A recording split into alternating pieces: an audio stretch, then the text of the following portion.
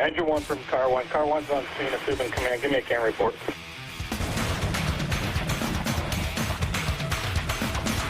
What's up, everybody? This is Mike Goldstein, Stickers of the C.A.N Report. Nozzle Tov. Coming at you with Ash Shapiro, Hartford, Connecticut. We have Capital City Industries, LLC. I'm pumped. I'm pumped to have you on. I'm pumped to have him here. I think a lot of people know who he is, what he does. He's the man with the lids. He's blunt, but that's what I like about him. He's to the point, and he's got a great business. He's got a great product, and I wanted to have him on, talk about training, talk about what he does for Capital City Industries, and just everything about him. So, Ash, my man, thank you so much for being on the C.A.N Report.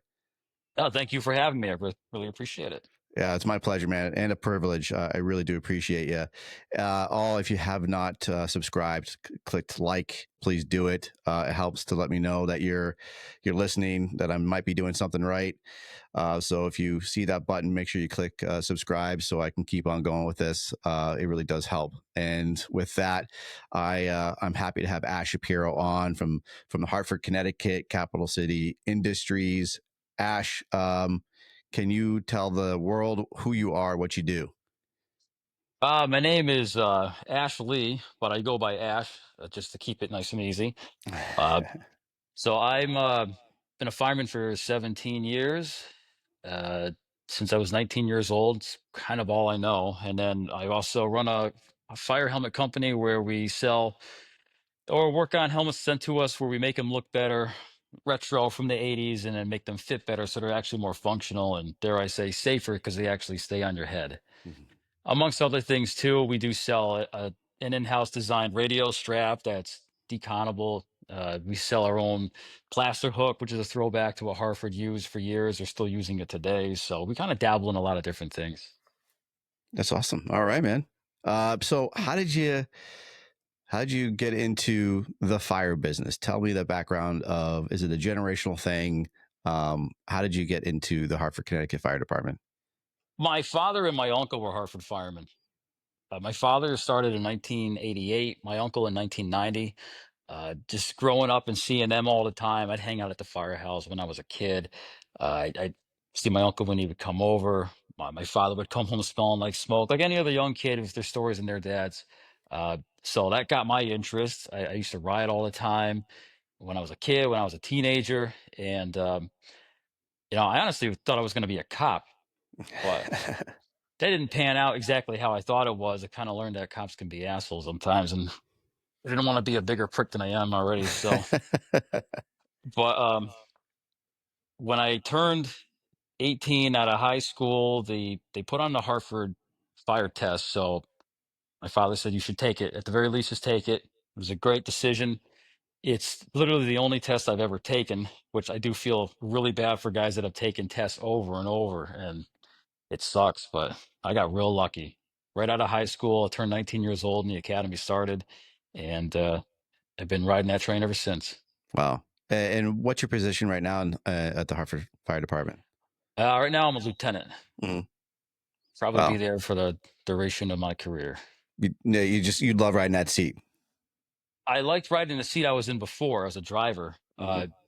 I wasn't bullied into taking the test, but I was heavily influenced to taking the lieutenant's test and scoring well enough so I could retain a position on the company I'm on. Mm-hmm. And again, by the grace of God, I've just been really lucky. So I've landed on my feet every time. That's awesome. Yeah. So it's a family tradition to be where you're at now in this department. Yeah, I would say.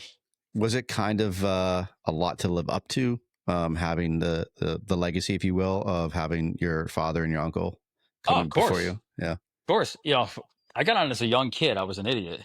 I don't know if much has changed, but I always had to, when I was younger or the early years on, I had to listen to the stigma of, you're not your dad, you're not your father. It's like, yes, I know I'm somebody entirely different. I have to make my own path, so bear with me. But yeah, I mean, I would see him on calls because we were on the same shift together for a couple of years, going to some of the same fires together too. And all I ever wanted to do was live up to the expectation of what he wanted to see or what other people expected me to be, which was hopefully as good as him. So yeah, I would say those were pretty big shoes to fill.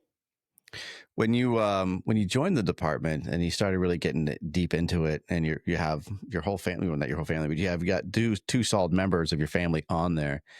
What's it like at your family functions? Is it all family talk? Is it you driving your other members of your family crazy because you're always talking about fire related stuff? Like in my house, because my father-in-law was on the job, his father was on the job, my brother-in-law is on the job. So like sometimes all of our conversations at family functions is literally just talking about work or just talking about the fire calls we've been on. For a long time, it was like that. I haven't seen my uncle in years now. He's since parted ways, doing his own thing. Call it family problems or whatever. But Mhm. for the longest time, when we were all together, yeah, there was nothing but fire stuff, fire department problems, contractual issues. Hey, listen to what this idiot did, or all the stories that I'm sure everyone else is used to. But yeah, Yeah, that's all it was. that's cool. Now, we were talking earlier. Your dad does more than just he was on the Hartford Fire Department. He's also a pretty good instructor as well. So, Yeah, he's getting around. He's actually teaching state fire marshal. He does that on his off time now. I mean, he is retired. I guess that's the only thing he's doing besides babysitting. So mhm. rephrase that. But he also has a class that's being taught at FDIC every year, and he teaches it on a small circuit, small scale around the area as well. It's critical thinking for fire officer development, and all it is based on his experiences of working his way up through the ranks in Hartford over 28 years. His experiences, how to deal with people, how to work with them, uh, the people skills you need to be an officer, not necessarily tactics, because there's a million books on tactics, and it really depends on where you work. This is more of how do you deal with people, how do you work with them, what makes them tick, that kind of stuff. Did that help you as you came up in the fire service and learning about leadership? Is it helped you to be the officer you are now? Yeah, I would say anytime I had an issue or something, he'd be the first person I would call. Hey, what should I Mhm. do for this? How would you handle this so I know what to do?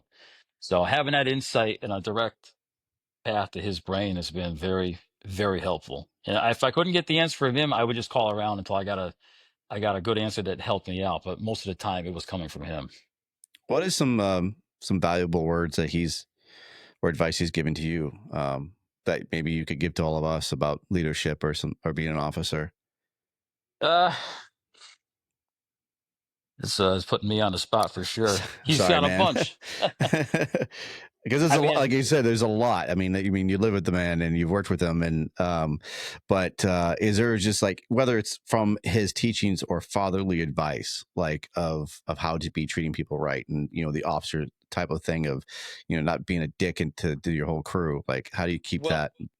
the best thing I could say to that is probably two, which it's been talked about in our little inner circle amongst friends many times, but I've heard him repeat it before, and it does make a lot of sense. You take yourself seriously. Well, I'm sorry. I'll rephrase. Take the job seriously, but don't take yourself too seriously. And all that means is go to work, do your job, do what has to be done, manage your people, but don't look at yourself as a supreme leader. You're just another one of the guys. You just paid a little more money to do the paperwork, make sure the overtime is in, the payroll's all set. You're there to manage them if they need it, to reel them back in, but let them do what they got to do. Don't take yourself too seriously. Have your fun at work as well. It doesn't have Mm, to be cut and dry. This is the way it's going to be every day. No, because then guys aren't going to like you. They don't want to work for a guy like that. yeah, yeah. If you're So kind of yeah, a slave driver, you're not going to get any respect. They're just gonna, I guess, kind of avoid you if they can because they know that you're just going to constantly put them to work for for every minute of the day. yeah, nobody wants to work for a boss like that. Yeah. So So you definitely have a great mentor. You've had multiple great mentors, obviously, in the fire service, and you're still continuing strong, loving the department, loving the job, and then you've developed into having your own company, the Capital City Industries. How did you get into, for lack of a better word, the love of helmets and everything that goes along with it? oh well, that's actually not too hard of a question. Uh, the helmets behind me are old school helmets from Hartford. That's all I saw growing up as a kid. Old 5As or N5As. My father, I mean, Chris, I could show you here. Uh, this is one of them. I remember when he got this helmet, it was a replacement around 1999, maybe. But, helmets had a certain look to them back then. And I was Hmm. a kid seeing this, the way that this piece looks, the stickers, the brim shape, the way that these things fit, they just go on like a ball cap. Uh, that is what I expected to get when I graduated the academy. And what I got was something totally opposite. It just looked, it sat really high on my head. It had a lot of cheap parts on it. It didn't really look the part or fit the part. And I just started looking into why did helmets change so much? Why did it go from a nice classic look for 80 years into something that looks so cheap and it fits cheap? And ultimately what I found out about, not to speak negatively on Carnes, but they um they sold the company in 2000. They made some changes in 98 because they were in dire straits. They cheapened out on a lot of their processes. There were changes to the standards that they had to adhere to. And when they sold the company in 2000, everything that they implemented for changes never really changed. And MSA just kind of kept it going, didn't want to make too many changes themselves. And as time went on, when they moved the factory in 2005, when they changed processes in '08, when they had to adhere to new NFPA standards in '09, all the regulations kept changing. They kept getting worse and worse. So when I got on in '07, when they handed me what I thought was going to be what I had, like what my father had, I was totally caught off guard. Like, what the hell is this thing? There was no write up or history of like, hey, these things changed and here is why. There was nothing at all, no source materials. So all I did was set out to take what I had and make it fit and look like what my father had. And that's how it started. What was your first build? Again, it's in arm's reach. We got Ah. show and tell. Well, I'm standing by the shrine, I guess, if you want to call it. This was the very first one I ever did. Okay. And was So that for you or was that for somebody else? this is for me. Yeah. I made sure that if I was going to do something for somebody, it was going to be dialed in on my own stuff first. Because, it to me, it doesn't make sense to run a business, but let me work on your helmet and you can be a test subject and Hmm. then you can pay me for it afterward. That's wrong.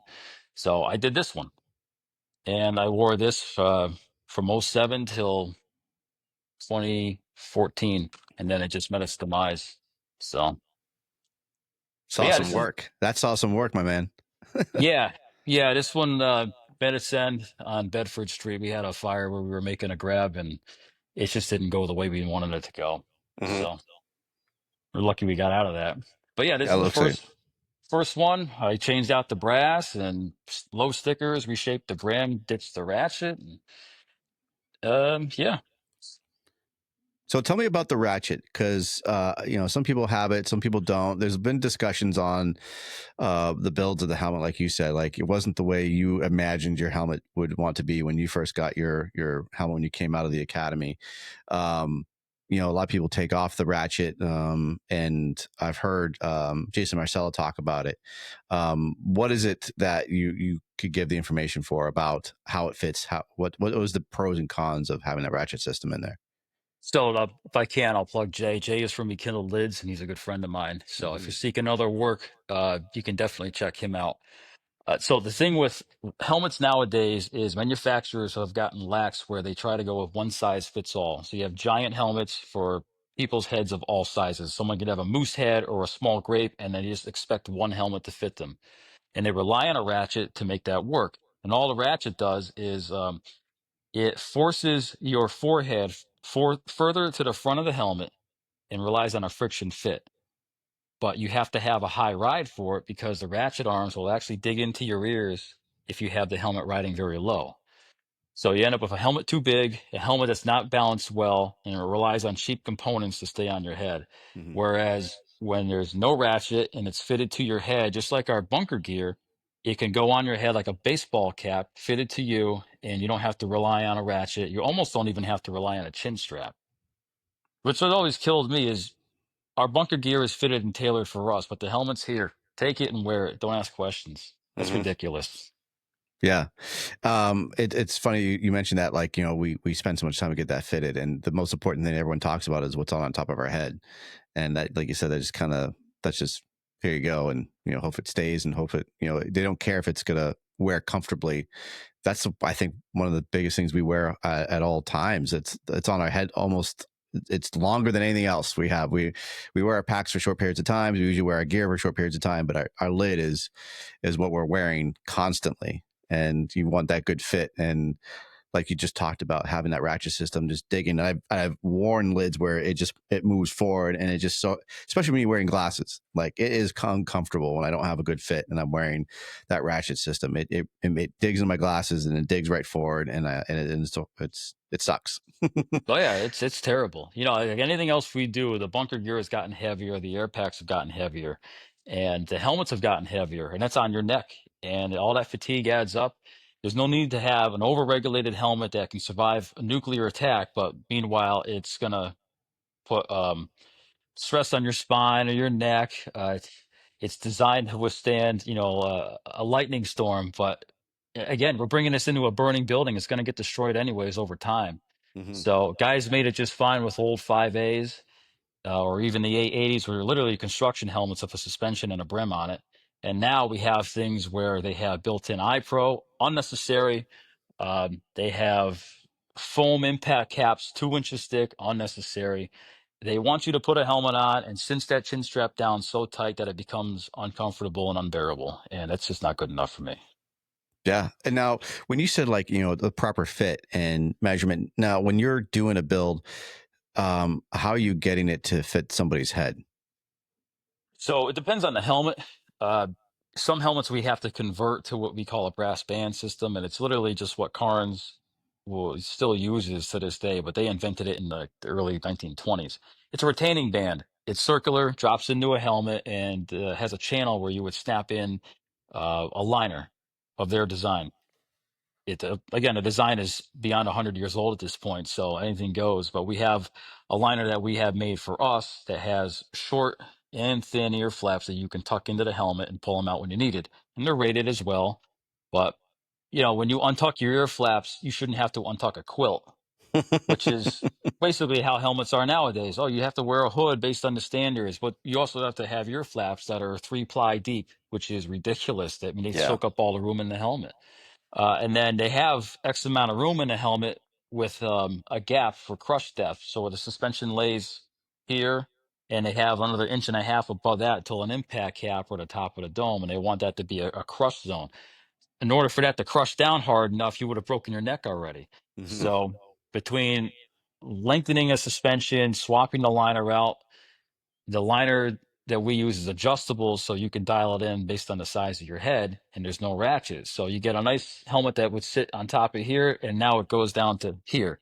And you could bend down, look around. You could untuck the flaps, put it on your mask, and it locks in really well. And again, the chin strap, you don't have to cinch it down so tight to where you're choking yourself. Hmm. It's all we're doing is recreating what was already good back in the 60s, the 70s, and the 80s. Yeah. And then when all the regulations were introduced, it all changed. Now, I know there's been talks about the deep suspension system, Yeah. and that seems to be really beneficial as well. For people who aren't familiar with that, what is that? It's just a matter of taking out the stock suspension and putting a longer one in.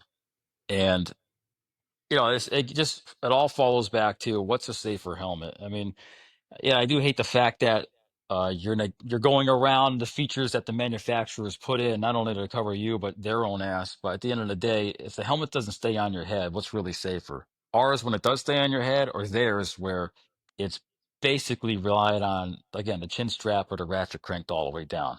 Hmm. So. Okay. Now, all these are different components. So you can, when we contact you and I want a certain build, um, is it all pieced differently, or can you say, if I bring in my helmet and I say, hey, I want just a deep suspension, do you do that as well, or do you do it has to be one complete build? You can ask for just one component, but I make recommendations. So I don't. If you send me a helmet, if it's mailed in, I want you to make sure that you're not spending money that you don't need to, or why the helmet leaves here the way it should. if that makes sense. Hmm. Like I've had guys send helmets in, hey, I want a new brim or I want a new brass band. It's like, hey, man, we don't need to do any of that because everything on your lid is fine, and we can save you a couple $100 that way. I don't want your money like that. Yeah. But if someone says, "Hey, I want your new liner, but I want to leave my suspension stock," all right, the helmet's going to fit a lot better with our liner, but it's not going to fit as low as it really should, and you're not going to reap the benefits of what we can offer. So then I'll make the call, or one of my guys will, and we'll make a recommendation. Like it's here, not to make a sale, but we do recommend this. You're not going to be dissatisfied by it. That's awesome. So I love that it's not about the almighty dollar. Like you're showing like hey, I'm here for you. I want you to be happy with the build, and I don't need to soak every penny out of you just to add whatever component I feel like is going to make me the most money.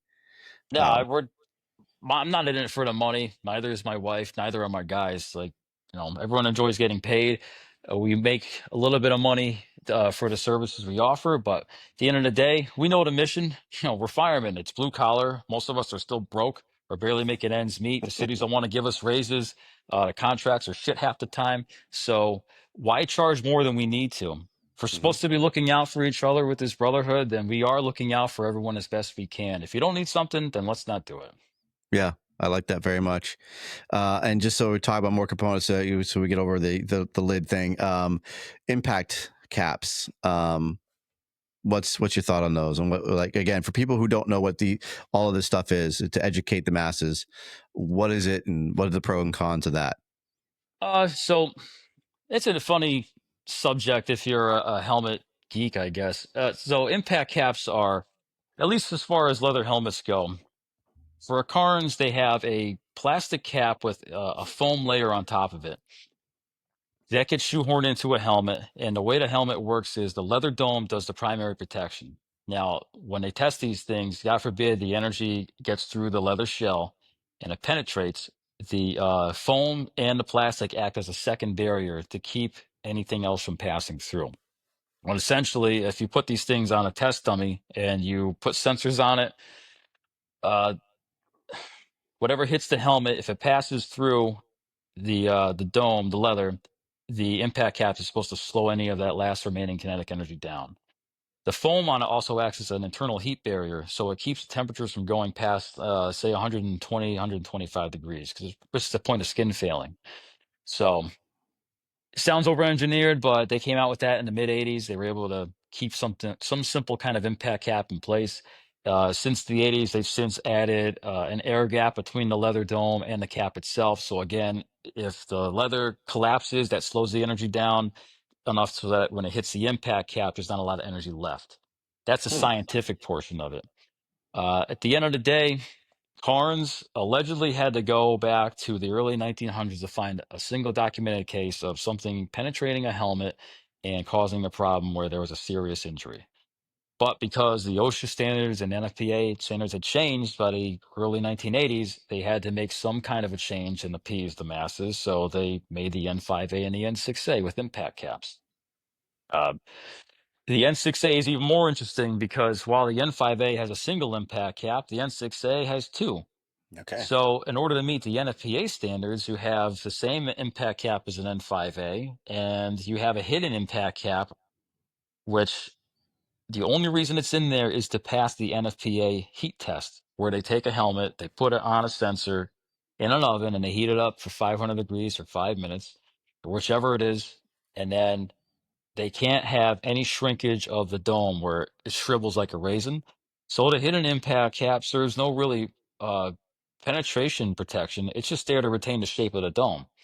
Huh. So you put that in there to give us more protection or to pass the test, which, all right, now it passes the test, but you made a heavier helmet, which is more Yeah. cumbersome and it's just a pain in the ass. So thank you for making sure this passes the test where if something fell on my head hard enough, it would still snap my neck in half. So. Yeah. That's But great. I never knew that. That is some really great information. So it's just a heat test thing. for the hit N6A, the N5A and the 6A, they share the same cap Yeah. before that. But there's also an argument of do you want an impact cap or not? And actually, Jay brought this up recently. There's plenty of guys that wore 5As with no caps for years, and they were fine. Like, just you have to monitor the condition of your helmet. If the leather is getting brittle, all right, it's time to hang it up and go to another one. Guys that keep the impact cap, I do see merit in keeping it, even though it does add weight. It doesn't allow for the best fitment at times because sometimes you want to go as low as possible and you're limited by the depth of the cap. Ultimately, if you wear like an N5A or an N6A, the condition of the leather shell will deteriorate with use and fires. So if you plan on wearing the helmet for 15, 20 years, the primary protection is in the leather. And eventually there's a paradigm shift where your leather is so deteriorated that if anything's going to get through it, which it might, then at least the impact cap is there to still save your ass. Hmm. So there is merit to using it and keeping it, but that's if you're trying to ride it out to the sunset with one helmet and it's just beat to hell. If you're not going to use an impact cap, if it's time to get another one, just hang it up and get another one. Yeah, right. And the NFPA is there. What is it? 10 years for leather? Yeah, it's 10 years based on the data manufacturer, and even that is personally, it's kind of laughable because if they're worried about degradation of materials, then swap out the liner. Like the UV rays that'll break down whatever there is, Nomex or the polyurethane. Uh, there's, there's nothing that's going to fall apart in a leather helmet in the course of 10 years sitting in a box. If Yeah. again, if you're that worried, replace the soft goods and keep it moving. But Mhm. these things are so expensive now; it's just laughable to replace them every 10 years. Now, for your company for lid work, how far out are you for your for getting something done? Uh, we schedule all the work in advance, so if you want something done that's really simple, hey, I need a liner swap, or liner and suspension, maybe a new piece of brass to hold my front shield on. We can get that in and out of here in a week. That's an easy job. If you need something more substantial, hey, my impact cap needs to be replaced, or I want the cap taken out. I want to convert my 880 to fit like a leather helmet, or something like that sort. That'll take 6 weeks from the start to finish. And if you ask us today, hey, can I send my helmet in? We'll say, yeah, if today is May 1st, send it in probably June 1st. That way, the helmet doesn't sit from here May 1st to June 1st. June 1st, we receive it, the clock starts, and it's 6 weeks, and then that's that. Yeah. Okay. So now you go and you do some with the conferences as well.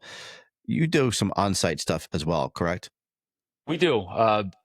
I like to think we set a really, really high bar with that because uh, basically just started doing that at the Firehouse Expo for 1 year in Ohio. And that just grew into more for every conference we did, and the bigger that our crew got here. And I think we peaked with FDIC in Harrisburg last year. So FDIC, we did on-site work, and Jay was there doing the same, if not similar, services, and he was slammed just as much as we were. But we did. Um, if we worked from Tuesday to Saturday, we did about 150, 175 helmets. Wow. And then in Harrisburg, which was 2 days, we did about 150 helmets in 2 days. Wow. And now that the majority of the work that you saw, was that bends, or was that just like swap outs of, again, like deep suspensions, and like what was the majority of what people wanted to get done when on the on-site at the expo? It was a mix of everything. It was cap removals, band replacements. It was band conversions, taking a TL2 and putting a brass band in it so it fits like a Carnes. Um, Working on N5As or N6As, putting new liner suspensions or brass on. I mean, it was all over the place. We had to group them together so that we weren't resetting for every single job. Wow. But to do that many over the course of 2 days, if there's other people attempting it to try to copy the service, good luck to you. I mean, I have a really solid crew and I'm thankful for that. But like I said, I think we set a really high bar with that. That's amazing. That's a lot of work. And how many people do you have for your crew? Man, I don't have enough fingers. There's me, my wife, there's Quentin. My father does help. So then there's Allie. There's about 12. Okay. Yeah. That's pretty big. I got a That's good impressive. mix. I have a mix of Hartford guys, and then I have my wife here full time. She's got a person she worked with at the old ambulance company she used to work at. She's here full time. And then the other half of my crew is pretty much New Britain guys, and there's one oddball from Manchester. Great guy. Not to call him an oddball, but uh, it's funny. I have half New Britain guys, half Hartford guys, and New Britain is just a smaller city that's a couple blocks away from Hartford. Okay, that's awesome. Now, on your social media, you do a great job with talking about your products, talking about the proper fit. I love the fact that you show how you have customers come in and you do it yourself, how to put it on your head, and the fact that you're leaning all the way over and it's not coming off, like you talked about. Like, you don't even need your chin strap if you have a proper fit.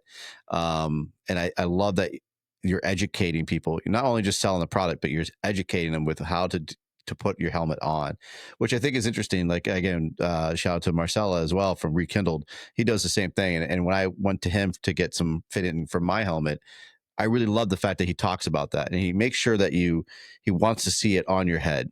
And the same thing that I see you do is your clients come in and I want to see it on your head. I want to make sure that's fitting right. I want to make sure that it's sticking on your head. And then you also talk about decon. That was a hot topic Mhm. a few months ago. I thoroughly enjoyed it, and I think a lot of people thoroughly enjoyed it. So it's not just being salty, like, because you guys, from what I see from Hartford, you guys do a lot of work, and you talk about the fact I still have to decon my stuff, and that includes the helmet. So can you talk about a bit of deconning for your lid? Well, this is going to probably piss off a lot of people, but And again, I'm not like I trying to stir the said, pot, but I want to make sure people understand about decon and what goes into it. oh yeah, sure. So a lot of people they shit their pants when they see a dirty helmet. And you'll have chiefs saying, "Well, you wouldn't work for me if I saw that helmet, or I would take it away from you." Yeah, the helmet gets dirty. It's just part of the way the fire service has been for 100 years. You have a dirty lid. It used to be we had dirty gear. Everything was dirty. We've gotten better to the point where you at least wash your gear. Mm-hmm. The guys have gotten really good about it, but it's gotten to the point where you have to have clean calves, and you can't take a feed. You can't be anywhere near any carcinogens whatsoever. So there's just like, where do you draw the line?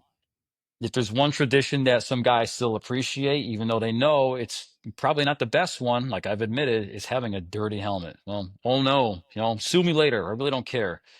Uh, I can always wash my hands after holding my helmet, but at the very least, I always encourage guys, wash your helmet liners, because you're so good about washing your gear, but you'll see guys that have the nastiest liners possible. They haven't Mm-hmm. seen a bar of soap in a day of its life. And all it takes is just, at least for a Carnes leather, fill the inside of the helmet with some warm water, put some Dawn dish detergent in there or Flame Decon soap, give it a good scrub, rinse it out, and let it drip dry. And then it's good to go. Do it on your off days. But some guys go above and beyond and they scrub the whole thing down, which it's more power to you. But that's not what I'm going to do. Mm-hmm. So when you do the liner, are you taking the liner out, or are you just scrubbing while it's in there? Because obviously, because you, like you said, you got the copper ring, and you have your liner. It's secured in there. Is there anything that's coming out of the interior of your helmet to help decon that? No, there's really no need. Again, it's like an old U.S. Army World War II helmet, a steel pot. Just fill it up with some warm water. Get in there with a toothbrush or an old bottle brush for babies, and scrub her with the soap. Rinse it out really good. Rinse, pour, rinse and pour. Repeat that a few times. The water will come out brown or green, and once it starts to come out clear, just wring it all out and let it drip dry. That's I, it. I like that very much. That's a great tip to do.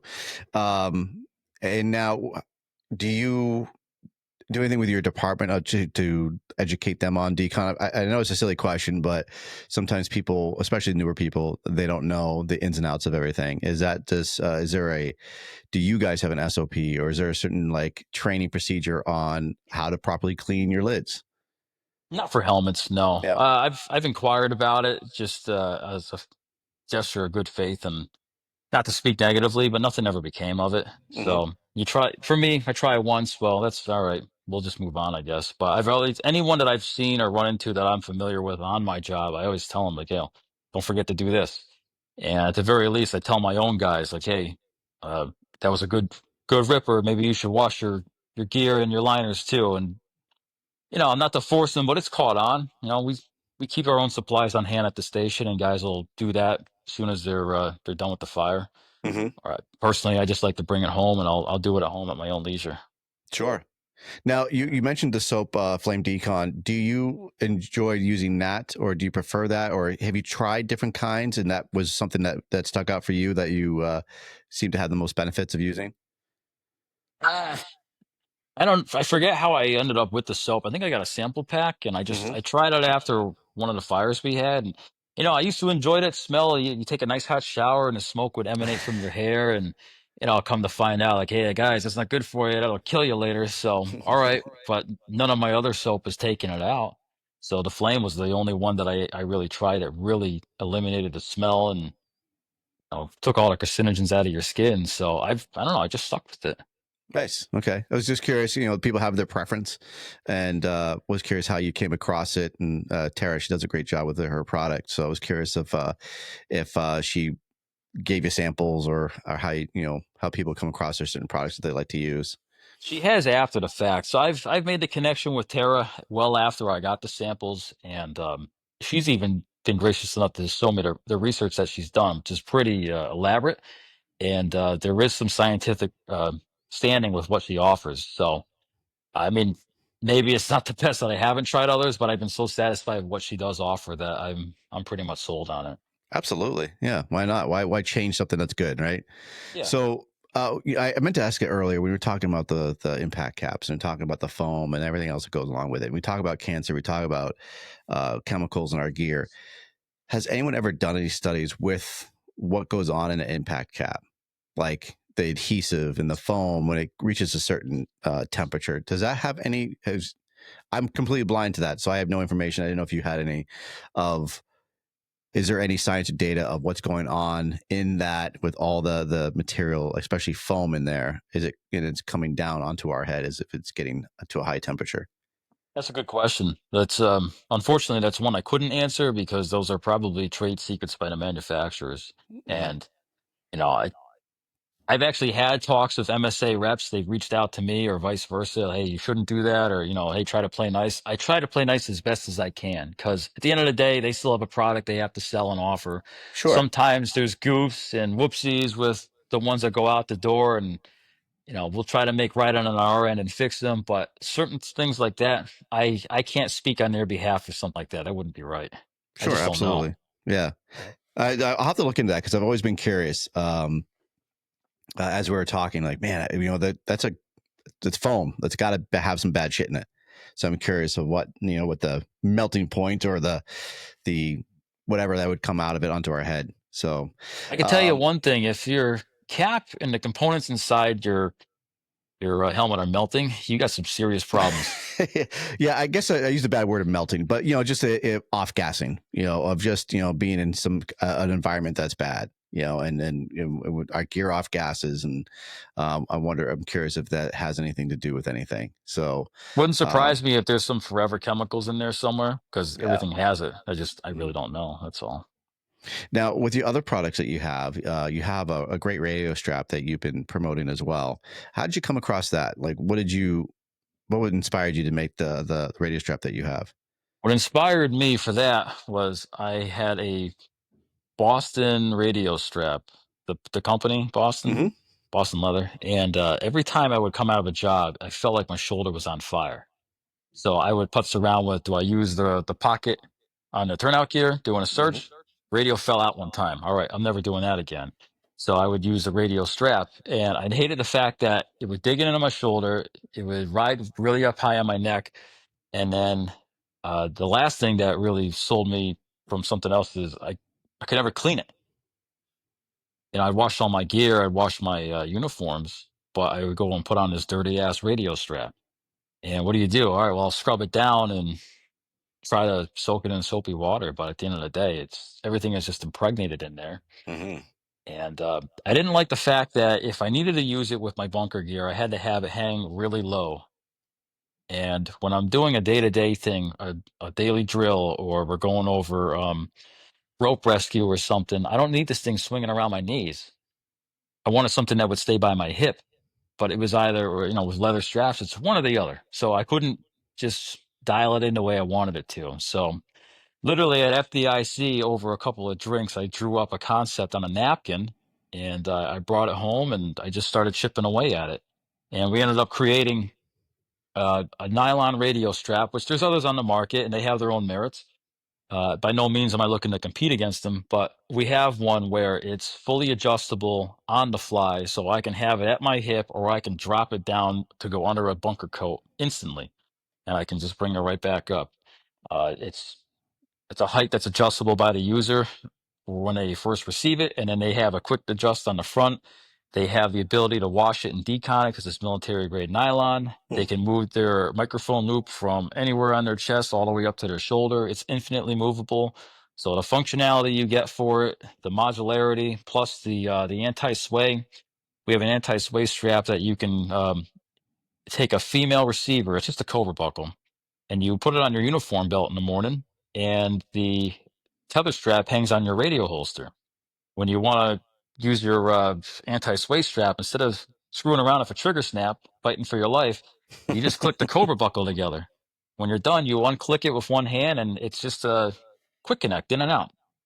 And we have spares of those where you can connect from uh, your bunker pants to your uniform pants on the fly. And then we have our radio holster where it's adjustable for the radio height, a little side pouch pocket. I mean, if you look at the thing, anyone that's from the military or has been around military surplus gear from the 80s and 90s, you look at this thing and it looks like a rifle sling. So that's kind of where my inspiration came for it. But I think the biggest compliment that we get about it is the fact that people always tell us, I cannot believe how comfortable this thing is. I'm never going back to leather. Oh, nice. I like that like you some of the things you mentioned. With my leather strap, I always feel that it's either falling off my shoulder or like you said, it feels like it's digging into my shoulder. Yeah. And I feel like with yours, it would move less and have because it's a wider band, and I like the fact that it's going to sit more comfortable on your shoulder. Now you sell that, and the fact that it's your own brainchild is just super cool. It's like I love how your brain doesn't shut off, and you're just literally sitting in a bar, and then all of a sudden you're just drawing up a radio strap that popped into your head. And then you came up with like a military grade chin strap as well. Yeah, the chin strap is actually kind of interesting in itself. We came up with bringing back the retro chin straps that were used in the 80s and the 90s. And when I put the feelers out, in a typical fireman fashion, I asked, what do you guys want to see? They said, well, we want to see the OD green, olive drab green Nomex versus the black nylon. And then as soon as we released the two options, all these schmucks, they bought the black one because it's black. And every time people buy it in person, I explain to them, like, so what it is, we have a black nylon retro chin strap, and that's what Carnes used from 1985 all the way until probably 94. And yes, it's nylon. Yes, it can melt, but it melts at 480 degrees plus, which means your face mask is melting, your radio's melting. So there's shit going down, and it's time to turn around, basically. So as long as guys are aware, there's thousands of these things in the wild, not even by my own hand, but it's a nice throwback option if you want to keep it affordable. They're only $22. What we also have is what I consider the premium olive drab green Nomex, and it's got the consistency of nylon. It's real thin. There's no other blend like it on the market. It's a military spec. We had to have it specially milled just for us. Cost a small fortune. Wow. That will actually hold up to 700 plus degrees. Wow, that's amazing. Yeah. Not that you should be in a fire that's going to be at 700 degrees. Right. Trust me, I agree. I mean, but again, I tell guys, look, if you're going to be using this helmet for like a burn building or you're going to be in a flashover simulator, get the green one because that's going to hold up to some serious abuse. The day-to-day shit, the black one's going to hold up fine. I have one on my helmet just as a test subject, and there's no problems with it. I've rarely ever seen one fail. If it's failed, I mean, the quick connect buckle is made out of similar nylon. That's melting too. So again, if everything's melting like that, there's some serious issues, and it's time to regroup. Yes, sir. Absolutely. That's great, Yeah. man. I love the I love the thought that you put into everything. That's again, I follow everything you're doing, and the fact that the radio strap and the chin strap, you're just amping it up. You're just taking it up to another level to help everybody out, and I think it's great. But obviously, you just don't do lids. You just don't do the straps and everything else you've been coming up with. But you are, like we just talked about earlier, you are on Hartford Fire Department. You're a lieutenant on there. What do you do with your crew? Like you're really into Fools, the New England Fools, and that's where I first met you, was at the New England Fools conference. Mm. And you do training with them.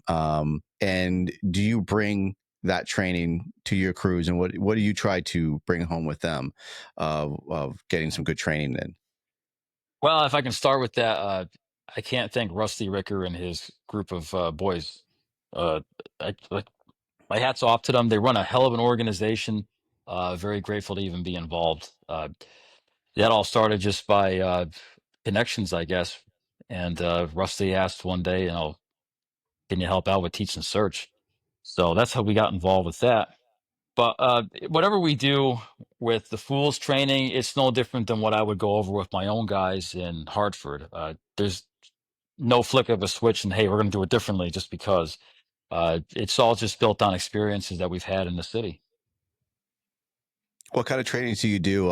Do you just kind of, are you sitting at home, like, again, like obviously your brain doesn't turn off, it seems like you're always coming with great ideas. So are you sitting at home one day, go, you know what, my next shift, I want to do this kind of training or this kind of drill? Or was there a call that maybe didn't work out too well, that somebody you had some issues with, and you want to make sure they're proficient in that? Like, what do you do? Or is your department dictating what you're doing for your monthly drills or weekly drills? Well, they have a monthly training calendar, which I use more as a guideline of what they're looking for. But as long as you get a 2-hour drill in by the contract, then you're fine. But I've always instilled it on my guys. I had a very interesting scenario that when I had my guys assigned to my company and my my shift, we got a lot of new guys at once, and not new guys in the sense of the probies. We had 5, 6 year guys that we had reassigned to us because of a mass exodus.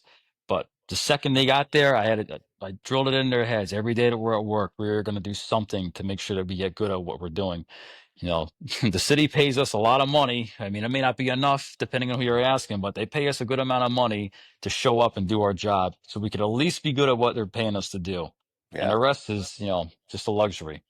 So, yeah, as far as drills, I mean, I'll ask the input of the guys, like, is there something you want to cover or go over? But sometimes it's comes down to we went to an incident like a pin job, or we had a certain circumstance at a fire, and maybe one of my guys was detailed or off. So okay, well, what we learned from that, we're going to transpire to you one way or another. We're going to go find a building, or we're going to go to a junkyard, get you up to speed. We could do anything from rope rescue, confined space for the technical aspect, or we go as far as keeping it simple. We're going to do forcible entry on real doors of a vacant somewhere, or we're going to do, getting confident in your gear. Like, hey, maybe we've had a slow month or something. Let's go to the burn building and toss it around, and let's make sure that we're honing in our skills here. They're not everything on a rescue company has to be cutting up cars or going over the edge of a building. Uh, our bread and butter in Hartford is fires and extrications. So, Mm. you can do trench rescue for 6 months straight. And that, meanwhile, hey guys, we're still going to fires here. That's a little Yeah. more important, even though, yeah, the trench rescues is just as equally important if it comes in, but like we need to be good at what comes in more frequently as well and not let that go by the wayside.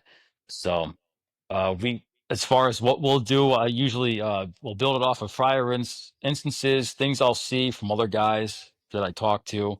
I really, really am a fan of redundancy. So just on our company alone, let's say we're going to do something as far as pulling a car, because there's times where a car is against the barrier, there's other cars against it. All right, guys, the simplest way to move a car. Is there another car near it? Put that one in neutral and just nudge it. All right, well, how about the winch? The winch is always a go-to. I like that over a grip hoist. The grip hoist takes a long time to set up. It takes manpower. I can put a winch together with snatch blocks in half the time. So that's our primary.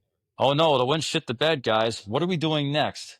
Redundancy. All right, well, we already have the spreaders out, and we use 40-inch spreaders, the big boys. Mm. So we're going to do a chain pull because I can get that into operation faster than a grip hoist. All right, well, we don't have the reach or it's just way too much chain. All right, well, then we'll use the grip hoist. What's after that? What's the last possible option we have? Oh, come along. It's no different than even doing like an airbag operation. We just did one recently where we had two dumpsters on top of each other and they were teetering. All right, guys, marry them together. There's survivable space in the corner. God forbid it's rolled off of a flatbed or something. How would you lift it? Hey, our primary means of lifting with the airbags is a pre-rigged SCBA pack, pre-regulated to 150 pounds. It's out for service. Now what do we do? All right, dust off your skills there and go to the loose regulator in the Paratech box. Hook it up to a bottle manually. Well, we have a second operation we have to do. There's only one regulator as a spare. Break out the manifolds. The manifolds are older than a couple of us combined. They're from like 1982 when the company started, but they still work. So always have a game plan for what you're going to initially do. And if shit goes sideways, what's going to be your plan B or your plan C? And you always have to constantly keep that in your head as far as, all right, well, this is going well, but I'm ready for the next thing just in case. Yeah, that's great. Always planning, always keep moving, ever forward. Yeah. Yeah, I love that, dude. I forgot to ask. You mentioned rescue. Is that what you were on, or are you on an engine?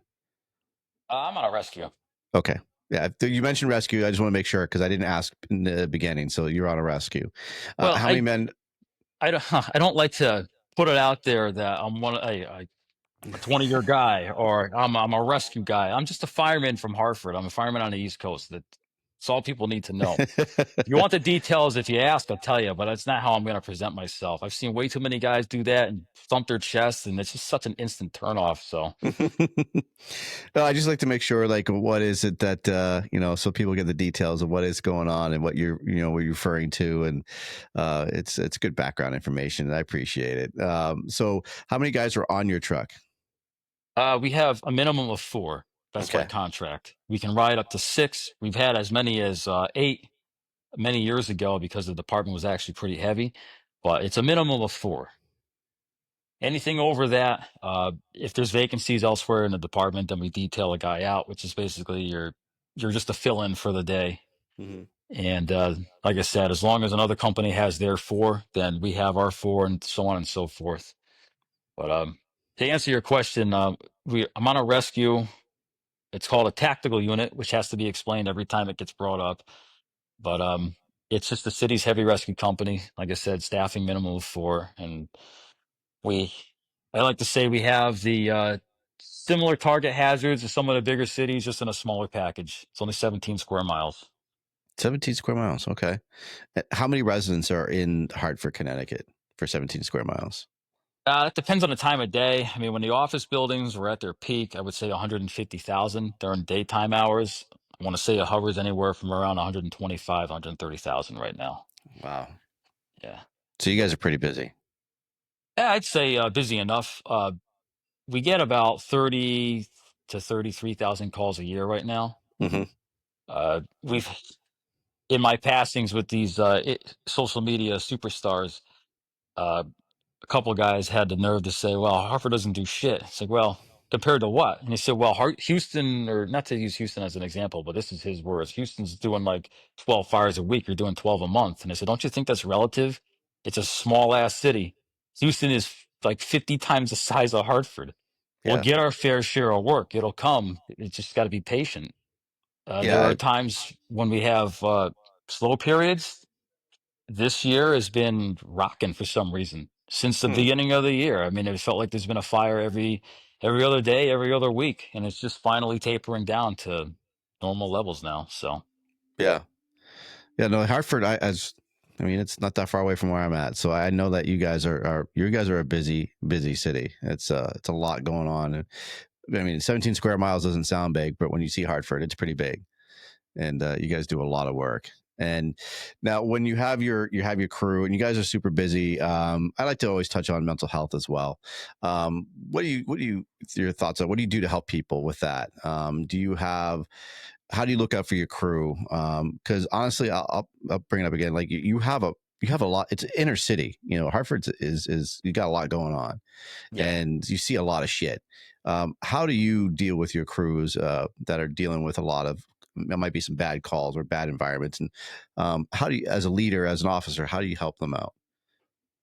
Honestly, you talk about it. You don't try to press it too much, but have a few laughs with it if you can, depending on the incident. Like, I mean, if it's something involving a kid, like you got to ask guys, do you need help? Like, can I get you a resource? But most of the time, it takes a crazy person to do the job. I think we all know that. And sometimes there's things where someone will get rattled and they end up calling you after, or you reach out to them. And sometimes it's just a matter of, Jesus Christ, did you see that guy's? Holy shit.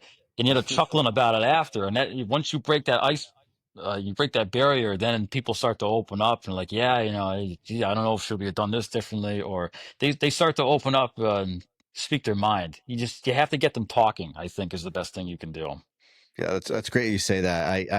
I firmly believe that. Like I've mentioned it before, when you get really somber on the calls, and I've mentioned to other people who don't know really what firefighters are, and when you see us laughing or on scene of something that might have been pretty horrific, it's because we can't sit there and stew in the dark about something that happened, that's so tragic, and we have to, if something all of a sudden just makes us laugh, we need to relish in that and actually break out in laughter, because that, like you said, it's going to get them talking, and it's going to break that ice, and it's going to get people to just open up. It literally is, could just be just talking about it within your small group, and that little icebreaker really helps to alleviate that horrible call. It might not take care of the whole situation, but at least that crew and your guys can keep going on and feel a little more comfortable with each other instead of trying to walk on eggshells.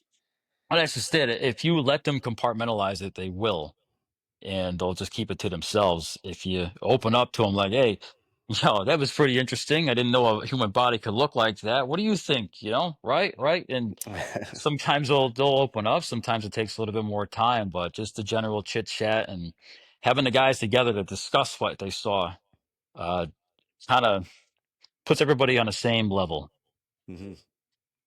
We had a really nasty one a few years ago. It involved the 84 East Tunnel, where there was a head-on collision with a tractor trailer and a minivan, I think. And the people inside the minivan were obliterated. Hartford, for whatever reason, they called out the assignment for obvious reasons to extricate or do EMS. Well, there was an active investigation because it was, four dead bodies.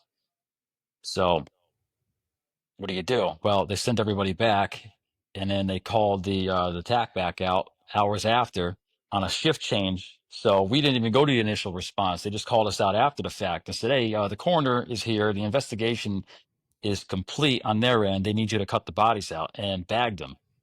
Like, bag them? Isn't that your fucking job? You want us to bag them too? Mm. So we had to cut the bodies out, spill them into the body bags.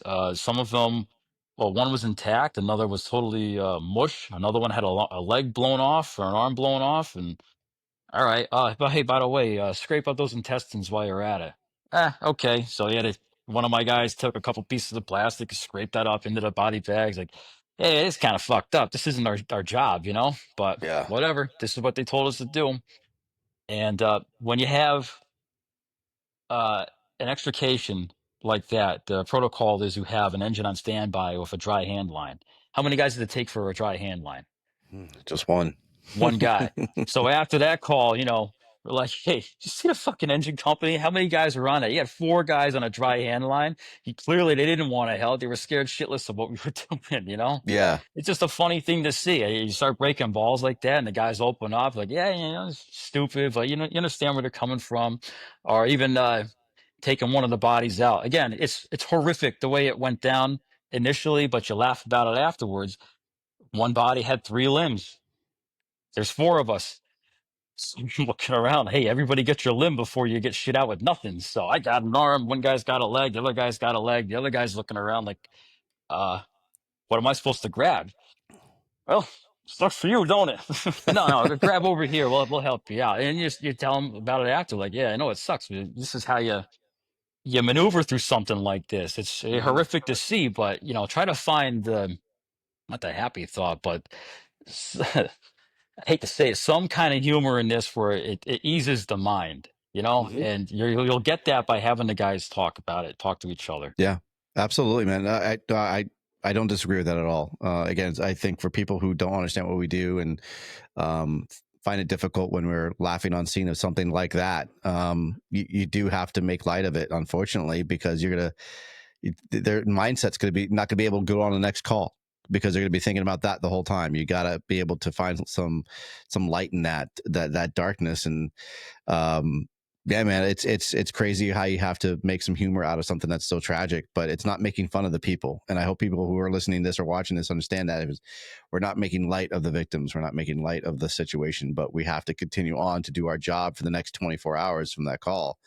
And if we constantly have in that dark mind space that's all you're thinking about is the tragedy of it, how good are we going to be to carry on for the next call, the next cardiac arrest, or the next structure fire, the next extrication?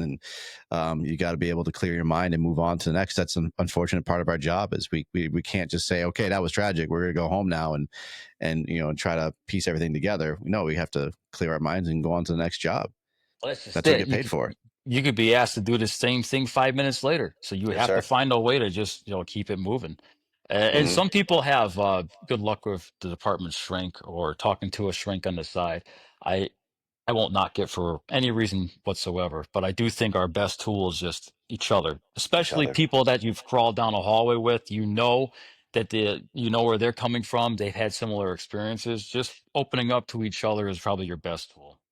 I couldn't agree more, man. Absolutely. The EAP doesn't really do a good job because you're talking to people that you really don't know and don't do the job. You're better off just printing out a piece of paper with somebody's face on it and just talk to that for an hour, because that's pretty much what you're going to get back. Yeah, But unfortunately. but talking to you and me, or talking to somebody who does a job, and again, like building that bond, like you said, you've crawled down the hallway and you've seen some really bad shit. Those are the people I want to talk to, because they're going to understand exactly where you're coming from, and they're not going to judge you. Even though the EAPs and therapists, like, that's their job and they're not going to judge you, but at the same time, it's they some of the shit you're going to say, they're going to be like, what the hell's wrong with that guy? So I Right. love it, dude. You gotta be able to talk to it, and as a leader, as an officer, as even senior guys, to be there to understand, like, hey, I've seen some bad shit and I'm going to help you through it. That carries a lot of weight, and to be able to be that shoulder for them to lean on. But like, I just like to talk about it and make sure that people understand, like, everybody has ways to deal with things, and it's really important that we do talk about it, because um man, it sucks. We lose a lot of people to this environment, and people don't think they can talk to others, You and it's had to important that. have somebody that you can rely on, that you can talk to, whether it's the other guy that you share a seat next to in the back, or again, someone that you've physically crawled down a hallway with or been in some good shit with. They'll understand where you're coming from. Uh, you know, as the officer, it doesn't mean I won't talk to my own guys. I've opened up to them before too. Like, yeah, I think we could have done better at this one, guys. Like, you know, they'll give me the reassurance, like, no, we did everything we could. And God Mm, forbid that I just didn't, not that I didn't like the answer, but I needed more. I've even asked my father as of recently, like, hey, we tried to make a good search in this room. We got beaten out twice. The heat was just so intense that we were getting cooked alive. And come to find out, we were within arm's reach of a person the whole time, unbeknownst to us. And mm, every time we would get close and in the area of, the fire would just take off on us, and we had no line, we had no water for a good 10 minutes, and we made a good effort. And even him, all right, well, I- based on his experiences, you did everything you could. You got there a little well after the fact. There was an elderly resident. They were, I hate to say that, were they alive when they got up there or not? But the fact that you couldn't even stay in the room, and you tried multiple times to get in there to finish the search and got beaten out twice with no line, you did everything you could. And to hear from someone that's been there and done that, uh, you get the reassurance that you need. yeah, absolutely. Yeah, man, that means a lot, especially coming from someone like you said that's been your mentor in your life, who's got you into this career, who's pushed you to do that career. That carries a lot of weight, and to have that Yeah. reassurance, that carries a lot, man. So you got anywhere else you're going? Are you doing anything else with Capital City? Any trainings, conferences, or anything coming up for new ideas of other kind of cool stuff you're coming up with to help us with our gear?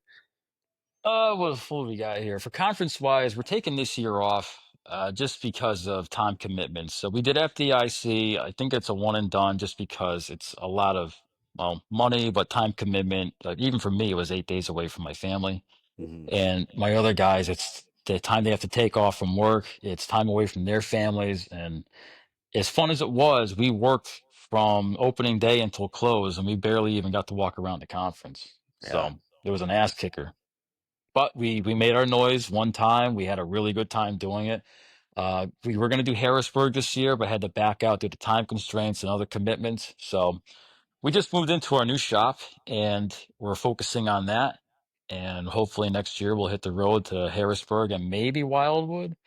But right now our focus is going to be to dial in the facility we have here so that we can do like a shop day or a shop weekend once a year, where if you guys are in the area or want to make the drive, because we have guys as far as like Pennsylvania driving up here to have work done, we'll set aside a one day or maybe a whole weekend where everyone is welcome to come up here, check out the shop. You can skip the wait list if you bring a lid with you. We'll work on it on site just like we do at the shows. You'll get to check out the Hartford hook we have, check out the radio straps, try on all of our demo helmets. You get to see my little mini Hartford museum that we have going on here, and you can also take a ride in our tower ladder if you want. I So was you get just a going to bring nice, that up. You have a yeah, couple of trucks. I do. That wasn't the plan to have two, but I do have two. That's a great idea. I love the open house idea, man. That's great. And you brought it up, and I completely forgot. Tell me about the hook. So the hook, that got a lot of flack when we first brought it back because it looks like an ice chipper or a lawn edger. And I'm not disagreeing with anybody because it's true, it does. But somebody in Hartford back in the early 1900s figured out that a hook that has a half moon shape with two sharpened sides on it can blow through plaster and lath with chicken wire really easily. And that Mm. was a Hartford specific tool all the way up until the mid 90s, when they all really just started to fall apart and break. They had wooden handles. The heads were all different because they were torched out of plate steel and ground down to shape. Literally handmade by our machine shop mechanics. Hmm. So they kind of fell by the wayside. And then when I got on the job, I was looking around for one because, I always wanted to be just like my dad. And he has pictures of him holding one and using one. So I was asking, what the hell is that thing? I said, oh, it's a plaster hook. This is just what the men use, like he would say. So I searched high and low, and somebody ended up giving me a spare old head for one. I think it was Captain Dalton at the time, and I just started using it. I replaced the handle and started using it, and was pretty impressed by how easily you could stitch through sheetrock. You can blow through plaster and lath. The chicken wire and plaster and lath is a ball breaker, so this cuts right through it. It'll do tin ceilings. I've taken roofs with it. Uh, Wow. it it works, and it's like any other tool. If you know what you're doing and how to use it, like a New York hook or a Lockwood, you're gonna just destroy shit as long as you know what you're doing. And I always say, Sure. you could give a guy a fucking shovel and he'll do the same job, just not as efficiently. For me, the hook that I use, a Hartford hook, is efficient and I like it. But we brought that back mainstream with a wooden handle. Guys were like, yeah, we want a metal handle. It's like, okay, we'll do a metal handle. So now we got metal handles made out of roll cage steel for race cars. So you're not going to bend that.